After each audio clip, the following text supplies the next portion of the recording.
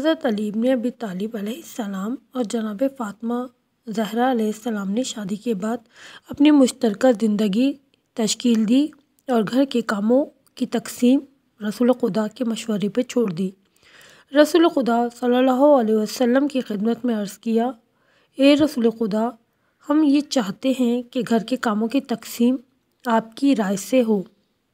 پیغمبر خدا نے باہری کام کے لیے علی علیہ السلام اور گھر کے کاموں کے لیے جناب فاطمہ زہرا علیہ السلام کا انتخاب کیا۔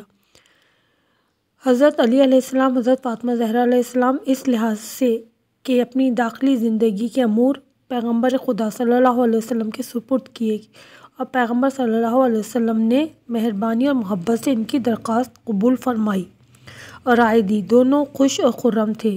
خاص طور سے جناب فاطمہ زہرا علیہ السلام خوش تھیں کہ رسول خدا صلی اللہ علیہ وسلم نے باہر کے کاموں سے مجھے دور رکھا۔ بہت ہی خوشی کا اظہار فرماتی تھیں اور کہتی تھیں، مجھے سارے زمانے کی خوشی مل گئی جو رسول خدا نے مجھے مردوں سے سروکار رکھنے سے بچا لیا۔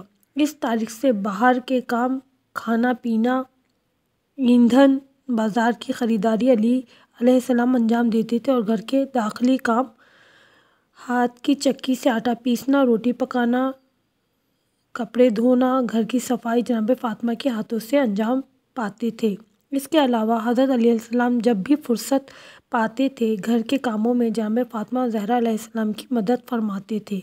ایک دن پیغمبر خدا صلی اللہ علیہ وسلم ان کے گھر تشریف لائے اور دیکھا علی اور فاطمہ دونوں مل کر کام کر رہے ہیں تو آپ نے سوال کیا، تم دونوں میں کون زیادہ تھکا ہوا ہے؟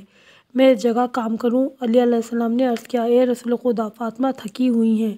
رسول خدا نے جناب فاطمہ کو آرام کا موقع دیا اور خود ان کی جگہ کام کرنے لگے۔ دوستو، ہمیں بھی چاہیے کہ ہم اپنے گھروں میں مل جل کر کام کریں، اس سے گھر کا ماحول بہت اچھا ہوتا ہے۔